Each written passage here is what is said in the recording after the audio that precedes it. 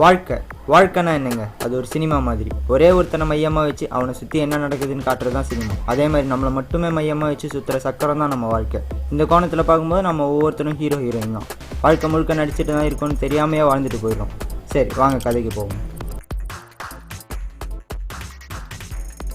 இவன் பேர் Gautham. Mechanical engineering படிக்கிறான். ஆனால் இவனுக்கு இந்த இன்ஜினியரிங்லாம் இன்ட்ரெஸ்ட்டே இல்லை. சினிமா தான். சினிமா டைரக்டர் ஆகணுன்றது தான் இவனோட ஒரே லட்சியம். அப்புறம் ஏன் இன்ஜினியரிங் எடுத்த? 4 வருஷம் வேஸ்ட் ஆகிறேன்னு ஒரு கேள்வி வரணும். அதுக்கு அவனோட பதில்: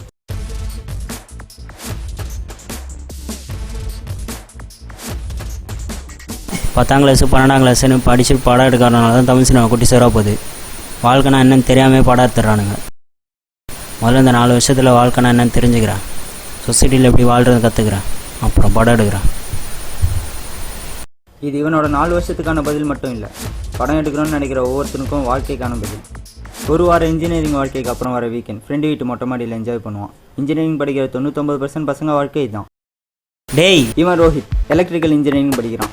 இந்த கேங்கை பொறுத்த வரைக்கும் படிக்கிற பையன் இவன் தான். ஜிகேலேருந்து சினிமா வரைக்கும் எல்லாம் தெரிஞ்சவன். படிக்கும்போதே கேம்பஸில் வேலை கிடைக்கணும். இதான் இவன் லட்சியம். என்னடா சரண் வரலையா? இப்போ தான்டா கால் பண்ணான், 5 நிமிஷத்தில் வந்துடும். இவன் சரண் E&I டிபார்ட்மெண்ட் படிக்கிறான். இவனுக்குன்னு ஒரு லட்சியம்லாம் இல்லை. இந்த நாள் இந்த நிமிஷம் நிம்மதியாக கடந்து போகணும், அவ்வளோதான். கொஞ்சம் பக்தி அதிகம். வாரம் வாரம் கோயிலுக்கு போவான். இவனோட பாசிட்டிவ் நெகட்டிவ் எல்லாமே கோயில் தான். என்னடா போலாமா? போகலான்டா. ஏண்டா நீ வரல? அவன் கடவுள் இல்லை, ஏதாவது லூஸ்னா சொல்லிருப்பான்டா. நான் கடவுள் இல்லைன்னு சொல்லலை. 4 செவருக்கு நடுவில் இருக்க சிலையை கடவுள்னு நம்ப மாட்டேன்னு தான் சொல்கிறேன். சொல்ல நீ வாடா.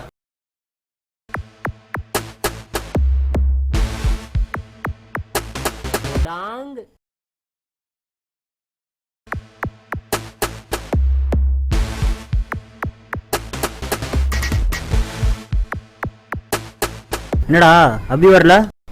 அவன் தான் ரொம்ப வருஷமாக படம் எடுத்துகிட்டே இருக்கானே, வருவான். அவனை எப்படி ஸ்ட்ரைக்கர் கொடு.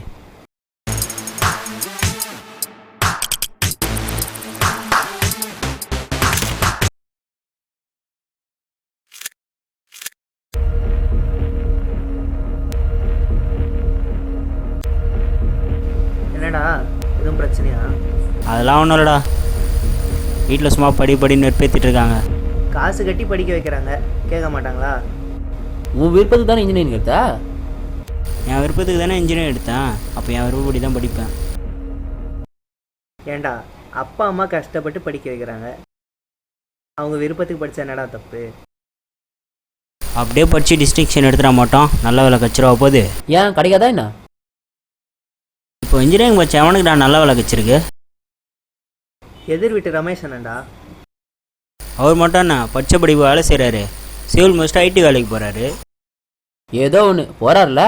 அவர் என்ன 4 வருஷம் பில்டிங் கண்ட பச்சுன்னு போகிறான், அப்புறம் கம்ப்யூட்டர் உட்காந்துட்டுன்னு போகிறான். நல்லா போங்காரு. இது இன்ஜினியரிங் படித்தா வேலை கிடைக்குதுன்னு ஒத்துக்கிட்டு தான் ஆகும். நம்ம ஸ்டாஃப் மட்டும் என்ன ஒழுங்கா 4 வருஷம் BE ஃபஸ்ட்டு வேலை கிடைக்கலன்னா ME போகிறாங்க. ME ஃபஸ்ட்டு வேலை கிடைக்கலன்னா திருப்பி நம்ம காலேஜில் லெக்சராக வராங்க. அவங்க சொல்லி கொடுத்து நம்ம பாஸ் ஆகுறதா? ஆமாண்டா, நான் கூட காலேஜ் போகும்போது ஒருத்தன் பிஎம் காலேஜ் ரூட் தெரியுமான்னு கேட்டான். நான் எதுவும் பொண்ணையும் பையனும் காலேஜ் வரணும்னு சொல்லிட்டு வேற யார்கிட்ட கேளுன்னு சொல்லிட்டேன். என்னதான்டா சொல்ல வர நீ? சம்மந்தமே இல்லையே நீ பேசுறது. சம்மந்தம் இருக்குடா. அவன் தான் அந்த காலேஜே போவான். என்ன பண்ணிருக்கான், ஃப்ரெண்ட்ஸோட வந்து சரக்கு வச்சுட்டு மட்டையிட்டு இருக்கான். மறுநாள் காலை பசங்க தொலைஞ்சிட்டு இருக்குது. என்கிட்ட வந்து தம்பி நான் வீட்டுக்கு போகணும்ப்பா காசு தான்றான். அவன்லாம் ஒரு காலேஜே போ. வெயில் மண்டை காயுது, வாடா அந்த பக்கம் போகலாம்.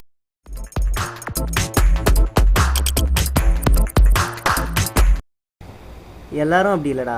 எனக்கும் தான் எடுத்தார் ஒருத்தர் EVS. இதோ இவன் டிபார்ட்மெண்ட்டு தான். டிப்ளமா படித்து வேலைக்கு போயிருக்காரு. அங்கே போய் பார்த்தா அவர் புக்கில் படித்தது ஒன்று, அங்கே செய்கிறது இன்னொன்று.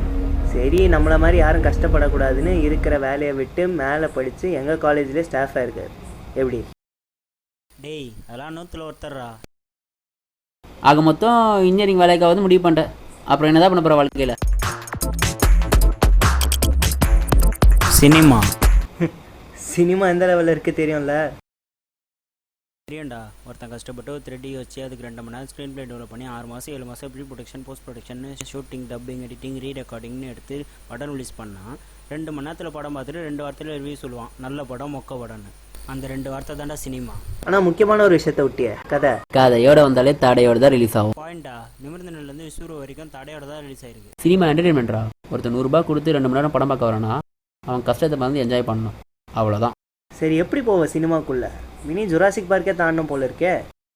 தெரியும்டா, ஷார்ட் ஃபிலிம் எடுக்க போகிறேன். அதில் என்ன ப்ரூவ் பண்ணிட்டு அசிஸ்டன்ட் டேரக்டர் ஆக போகிறேன்.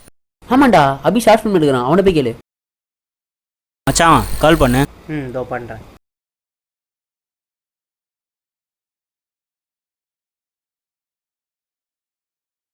டேய் நாளைக்கு வரேனாண்டா. ம்.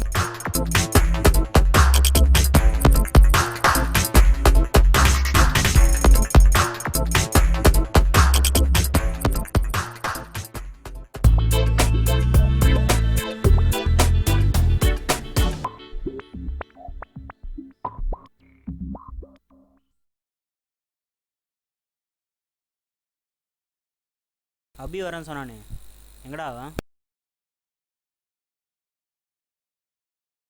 இவன் பேர் அபி. இவனும் மெக்கானிக்கல் இன்ஜினியர் தான். இவன் வாழ்க்கையே ஒரு அறகுறை. படிக்கிறான், ஆனால் பிடிச்சது படிக்கல. ஷார்ட் ஃபிலிம் எடுக்கிறான், பாதியில் நிற்குது. லவ் பண்ணான், சரி அதை விடுங்க. இவனுக்கும் டைரக்டர் ஆகணும் தான் ஆசை.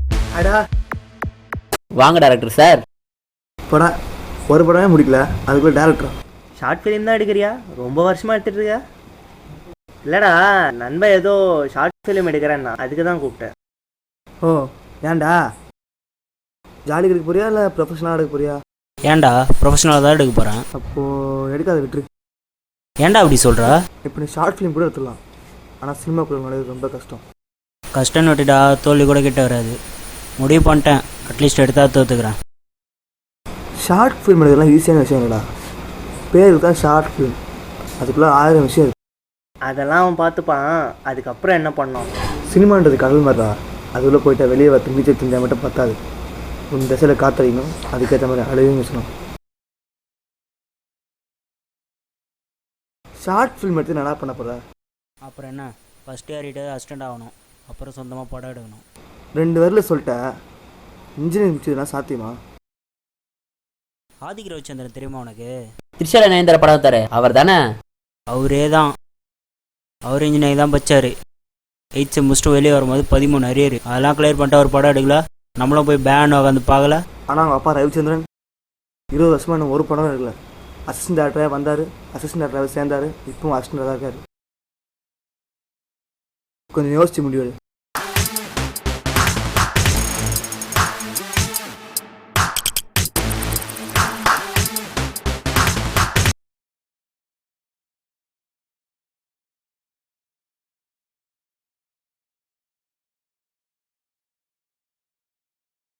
நீ சொல்கிறது கரெக்ட் தான் நண்பா.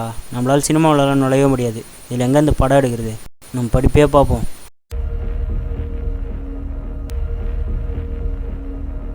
இப்படியே முடிச்சிட்டான், இதான் வாழ்க்கையான்னு கேட்டுருவீங்க.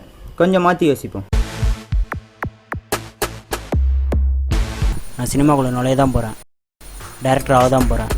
நான் இப்போ எடுக்கிற முடிவு என்னோட முடிவாக இருக்காது, என் வாழ்க்கையோட ஆரம்பமாக இருக்கும். இப்போ நீங்கள் முடிவெடுங்க. உங்கள் வாழ்க்கையில் நீங்கள் தலை குனிஞ்சு போகணுமா இல்லை தலை நிமிர்ந்து வாழணுமான்னு. யாருக்காக கஷ்டப்பட்டு வாழறதுக்கு உங்களுக்காக இஷ்டப்பட்டு வாழுங்க. நமக்கு பிடிச்ச மாதிரி வாழணும்னா அப்புறம் என்னங்க வாழ்க்கை? வாழ்க வளமுடன்.